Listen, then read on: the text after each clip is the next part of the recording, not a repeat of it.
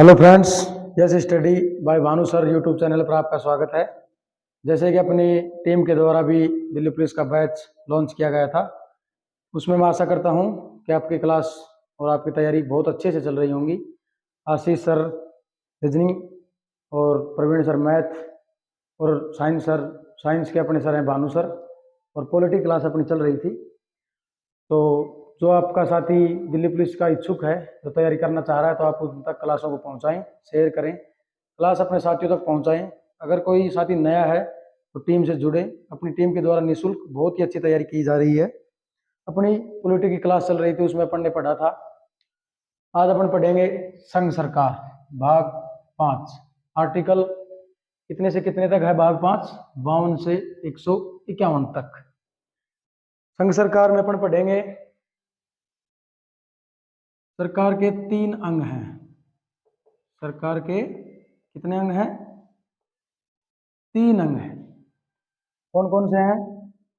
कार्यपालिका,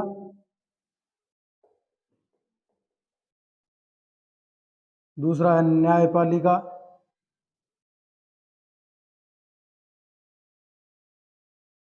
और तीसरा है विधायिका या व्यवस्थापिका। ठीक है दोस्तों, सरकार कितने अंग हैं? कार्यपालिका, न्यायपालिका, विधायिका या व्यवस्थापिका। तो यहां से डायरेक्ट क्वेश्चन आता है दोस्तों, कार्यपालिका का क्या कार्य है? इसी प्रकार न्यायपालिका का क्या कार्य है? विधायिका या व्यवस्थापिका का क्या कार्य है? इन तीनों को कार्य जानेंगे अपन। इनमें सबसे इजी है न्यायपालिका कार्य। न्यायपालिका का क्या कार्य है दोस्तों? कानून की व्याख्या करना। कानून की व्याख्या, ये सबसे सरल है, इसको याद करने वैसे याद होगा। न्यायपालिका का क्या कार्य है? कानून की व्याख्या करना। विधायिका या व्यवस्थापिका का क्या कार्य है? कानून का निर्माण। कानून का निर्माण। ठीक है दोस्तों, कानून का निर्माण कौन करता है? विधायिका या व्यवस्थापिका कानून का निर्माण करता है। न्यायपालिका कानून की व्याख्या करती है। और कार्यपालिका का काम है कानून का क्रियान्वय। कानून का क्रियान्वय।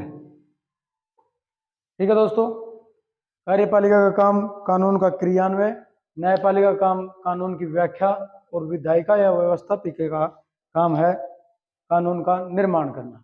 इन तीनों से डायरेक्ट क्वेश्चन आता है। अपन पढ़ेंगे आज कार्यपालिका के बारे में, विस्तृत जानकारी लेंगे अभी। ये उतार लो दोस्तों इनको। यहां से डायरेक्ट क्वेश्चन आता है कि न्यायपालिका का क्या कार्य है? न्यायपालिका का कार्य है कानून की व्याख्या करना। अपन पढ़ते हैं कार्यपालिका को।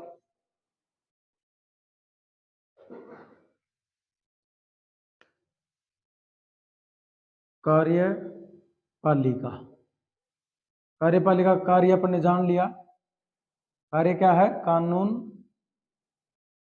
का क्रियान्वय। कानून को क्रियान्वय कौन करता है? कार्यपालिका। तो अपन कार्यपालिका में पढ़ते हैं राष्ट्रपति। ठीक है दोस्तों, आज अपन जानेंगे राष्ट्रपति के बारे में। राष्ट्रपति के बारे में बेसिक तथ्य जानते हैं, क्या क्या है? राष्ट्रपति भारत का प्रथम नागरिक है। अगर जनगणना शुरू की जाएगी तो कहां से की जाएगी? राष्ट्रपति से। राष्ट्रपति क्या है? प्रथम नागरिक है। इसकी भारतीय संविधान में भूमिका क्या है? इसकी भूमिका है राष्ट्राध्यक्ष। राष्ट्राध्यक्ष की। और प्रधानमंत्री की भूमिका क्या है दोस्तों? इधर देखते हैं। प्रधानमंत्री की भूमिका क्या है? शासनाध्यक्ष। ठीक है, इनमें कंफ्यूज नहीं होना। राष्ट्राध्यक्ष की भूमिका किसकी है? राष्ट्रपति की। शासनाध्यक्ष की भूमिका किसकी है? प्रधानमंत्री की। ये राष्ट्र का अध्यक्ष है, ये शासन पूरी कार्यपालिका का अध्यक्ष है प्रधानमंत्री, ये है राष्ट्र का। ठीक है, राष्ट्रपति के बारे में अपन पढ़ते हैं। प्रथम नागरिक है, राष्ट्रपति का शपथ अभी पढ़ेंगे आर्टिकल। शपथ, त्यागपत्र और वेतन में बहुत कंफ्यूजिंग है। शपथ कौन दिलाता है राष्ट्रपति को? शपथ दिलाता है सर्वोच्च न्यायालय। सर्वोच्च न्यायालय का मुख्य न्यायाधीश। राष्ट्रपति किसके समक्ष शपथ लेता है? सर्वोच्च न्यायालय के मुख्य न्यायाधीश। राष्ट्रपति अपना त्यागपत्र किसको देता है? सर्वोच्च न्यायालय के मुख्य न्यायाधीश से शपथ लेता है, त्यागपत्र देता है उपराष्ट्रपति को। उपराष्ट्रपति को। ठीक है दोस्तों, वेतन है 5 लाख पर मंथ। भारत की कौन सी निधि से? संचित निधि से। संचित निधि। अब डायरेक्ट क्वेश्चन आएगा इधर से, शपथ किसके समक्ष लेता है? सर्वोच्च न्यायालय के मुख्य न्यायाधीश। इसमें कंफ्यूज नहीं होना, त्यागपत्र किसको देता है? उपराष्ट्रपति को। और वेतन 5 लाख पर मंथ भारत की कौन सी निधि से? संचित निधि से। ठीक है दोस्तों, अभी पढ़ते हैं राष्ट्रपति के बारे में जो आर्टिकल हैं, जिन आर्टिकलों में राष्ट्रपति का उल्लेख है, उन एक एक आर्टिकलों को अपन पढ़ेंगे अभी। मैं आशा करता हूं कि इस टॉपिक के बाद, क्लास के बाद, ये टॉपिक आपका पूरा तैयार हो जाएगा। जो भी क्वेश्चन आपको कॉम्पिटिटिव एग्जाम मिलेगा, आप उसको आसानी से हल कर पाओगे। पढ़ते हैं राष्ट्रपति के आर्टिकल 52 से 62 तक है। राष्ट्रपति का उल्लेख कितने आर्टिकल से कितने तक है? आर्टिकल 52 से 62 तक। पढ़ते हैं आर्टिकल 52, भाग 5 है 52 से 151। यह भी अपन ने पहले देख लिया। आर्टिकल 52 में क्या है? भारत का एक राष्ट्रपति होगा।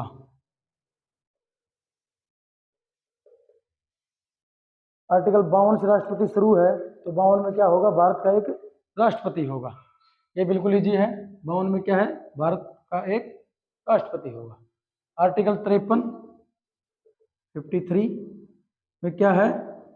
संघ से संबंधित, संघ से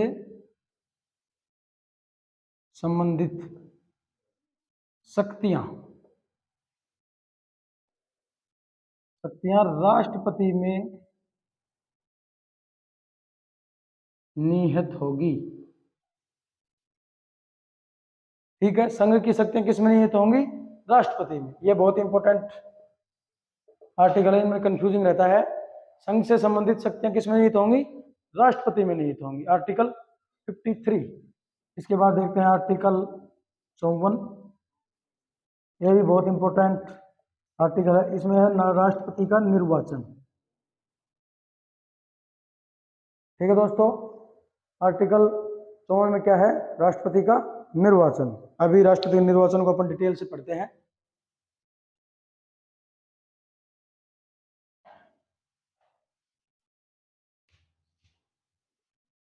आर्टिकल 54, राष्ट्रपति का निर्वाचन। राष्ट्रपति के निर्वाचन कौन कौन सदस्य भाग लेते हैं, अभी अपन पढ़ेंगे। राष्ट्रपति के निर्वाचन में लोकसभा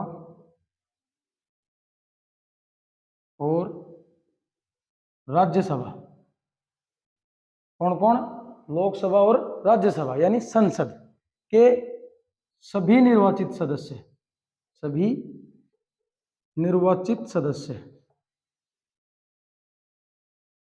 ये याद रखना दोस्तों, निर्वाचित। क्यों? मनोनीत सदस्य क्यों भाग नहीं लेते राष्ट्रपति के चुनाव में? क्योंकि राष्ट्रपति 12 सदस्य राज्यसभा में खुद ही मनोनीत करता है।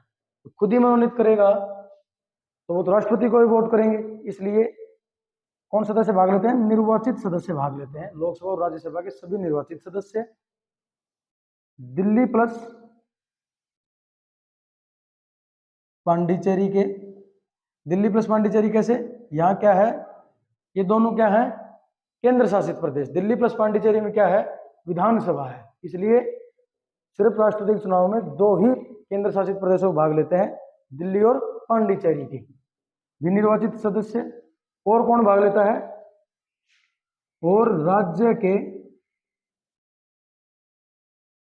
विधानसभा राज्य की विधानसभा के निर्वाचित सदस्य। कौन कौन भाग लेता है राष्ट्रपति के चुनाव में? लोकसभा प्लस राज्यसभा के सभी निर्वाचित सदस्य। याद रखना, मनोनीत नहीं, निर्वाचित सदस्य।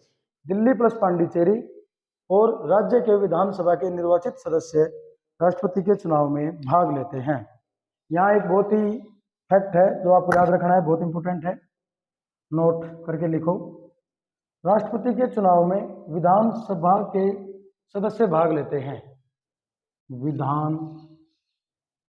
परिषद के सदस्य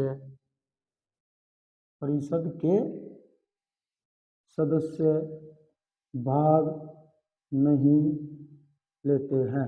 ठीक है दोस्तों, याद रखना, राष्ट्रपति के चुनाव में कौन भाग नहीं लेता? विधान परिषद के सदस्य और मनोनीत सदस्य। मनोनीत सदस्यों की कौन करता है? मनोनीत राष्ट्रपति करता है। इसलिए मनोनीत सदस्य राष्ट्रपति के चुनाव में भाग नहीं लेते। विधानसभा के सदस्य भाग लेते हैं, विधान परिषद के नहीं लेते। इसके बाद अपन पढ़ेंगे आर्टिकल 55। आर्टिकल 54 में क्या है? राष्ट्रपति का निर्वाचन। तो निर्वाचन 54 में है, तो ये निर्वाचन की पद्धति कौन सी है? वो है आर्टिकल 55। निर्वाचन पद्धति। तो निर्वाचन पद्धति कौन सी है? ये डायरेक्ट वन लाइन क्वेश्चन है। निर्वाचन पद्धति एकल संक्रमणीय आनुपातिक प्रतिनिधित्व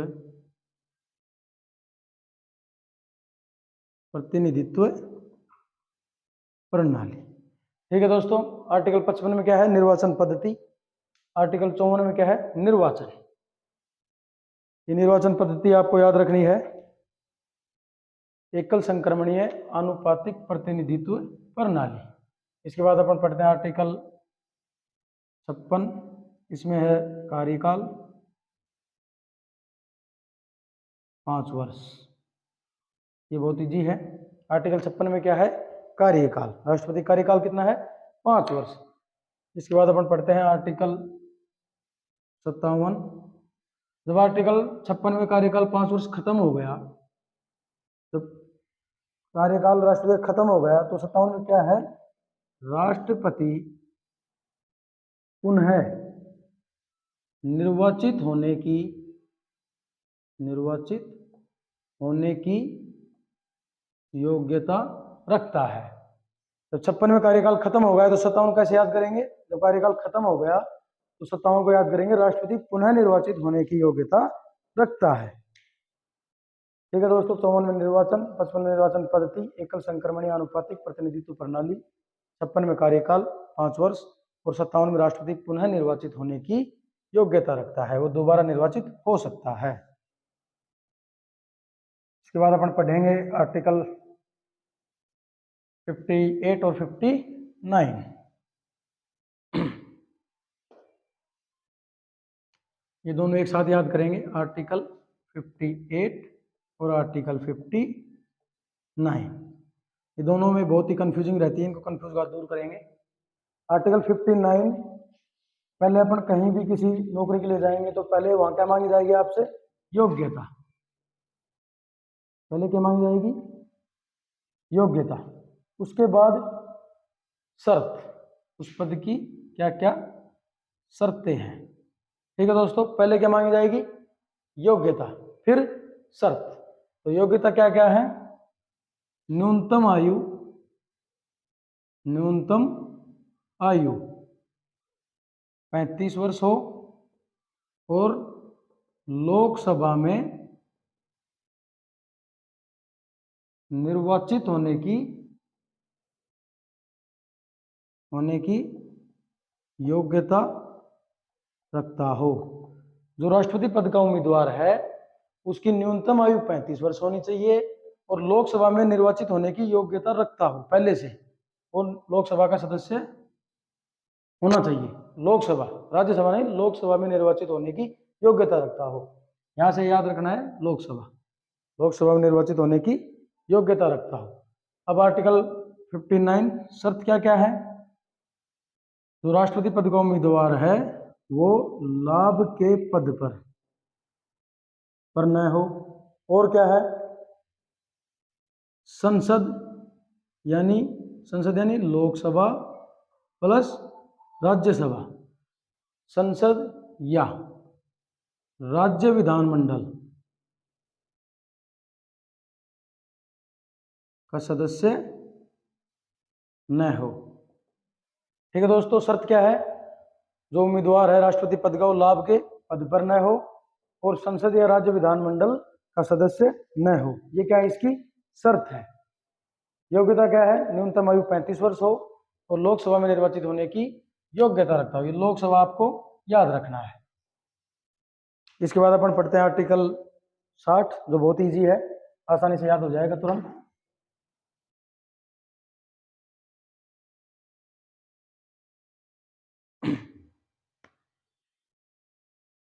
आर्टिकल 60 क्या है? शपथ। अपन ने अभी थोड़ी देर पहले पढ़ा था इसी क्लास में, शपथ किसके समक्ष लेता है राष्ट्रपति? सर्वोच्च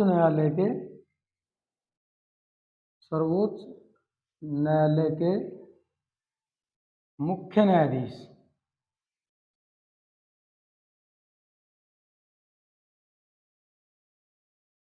ठीक है दोस्तों, आर्टिकल 60 में क्या है? शपथ। राष्ट्रपति किसके समक्ष शपथ लेता है?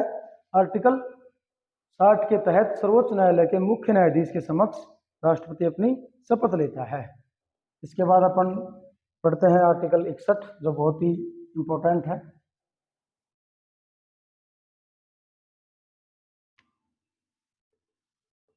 आर्टिकल 61, आर्टिकल 61 में क्या है? 60 में क्या थी? शपथ। आर्टिकल 61 में क्या है? महाभियोग। इसमें बहुत स्टूडेंट कंफ्यूज रहते हैं, आज इसको अपन कंफ्यूज को दूर करेंगे। महाभियोग की प्रक्रिया ली कहाँ से गई थी? अपने विदेशी स्रोत में पढ़ा था, अमेरिका से। कहाँ से ली थी दोस्तों? अमेरिका से। आज अपन पढ़ते हैं महाभियोग के बारे में। जो महाभियोग की प्रक्रिया है वो संसद के किसी भी सदन में, यानी लोकसभा या राज्यसभा, ठीक है दोस्तों, किसी भी सदन में, लोकसभा या राज्यसभा में लाई जा सकती है, इसकी क्या शर्त है लाने की महाभियोग प्रक्रिया को? 14 दिन पूर्व राष्ट्रपति को लिखित नोटिस दिया जाएगा। ठीक है दोस्तों, क्या शर्त है महाभियोग लाने की? 14 दिन पूर्व राष्ट्रपति को लिखित नोटिस दिया जाएगा। लोकसभा या राज्यसभा में किसी भी सदन में लाई जा सकती है। उसके बाद या लोकसभा से या राज्यसभा से जिससे भी लाई जाएगी उसके 1/4 सदस्य ये लिखित नोटिस पर साइन करेंगे, सिग्नेचर करेंगे। कितने सदस्य? 1/4 सदस्य लिखित नोटिस पर साइन करेंगे, चाहे वो लोकसभा के द्वारा लाई गई हो या राज्यसभा के द्वारा लाई गई हो। उसके बाद जिस सदन से लाई जाएगी उसके 2/3 बहुमत से पारित कर दी जाएगी। ठीक है दोस्तों, महाभियोग समझ में आया होगा। कहाँ से ली गई? अमेरिका से। किसी भी सदन में लाई जा सकती है, लोकसभा में भी, राज्यसभा में भी। इसमें 14 दिन पूर्व राष्ट्रपति को लिखित नोटिस दिया जाएगा। उसकी क्या शर्त है? 1/4 सदस्य उस पर सिग्नेचर करेंगे, 2/3 बहुमत से पारित होगी। इसमें कंफ्यूज नहीं होना, इसमें 1/4 सदस्य और 2/3 में जो लिखित नोटिस है उसके लिए 1/4 सदस्य चाहिए, और पारित करने के लिए जिस सदन के द्वारा लाई गई थी उसके 2/3 बहुमत से महाभियोग की प्रक्रिया पारित कर दी जाएगी। इसके बाद अपन आज का लास्ट आर्टिकल पढ़ते हैं, आर्टिकल 62, 62। 60 में शपथ थी, 61 में महाभियोग। 60 में शपथ, 61 में महाभियोग। आर्टिकल 62 में है राष्ट्रपति के कार्यकाल राष्ट्रपति के कार्यकाल से पूर्व, राष्ट्रपति के कार्यकाल से पूर्व राष्ट्रपति का चुनाव किया जाएगा। यह है पद रिक्ति से संबंधित आर्टिकल है। राष्ट्रपति कार्यकाल से पूर्व राष्ट्रपति का अगले जो राष्ट्रपति उसका चुनाव कर लिया जाएगा। तो दोस्तों अपना जो राष्ट्रपति संबंधित आर्टिकल था 52 से 62 वो आज कंप्लीट हो गया। अब है राष्ट्रपति की न्यायिक अपन राष्ट्रपति की शक्तियां और जितने भारत में अभी तक जितने राष्ट्रपति हुए हैं उनके बारे में एक एक करके अगली क्लास में जानेंगे। तो मैं आशा करता हूं कि ये क्लास आपके अच्छे समझ में आई होगी। इस क्लास के बाद आपका कोई भी क्वेश्चन जो आपके एग्जाम में आएगा आप उसको हल कर पाएंगे। जय हिंद साथियों।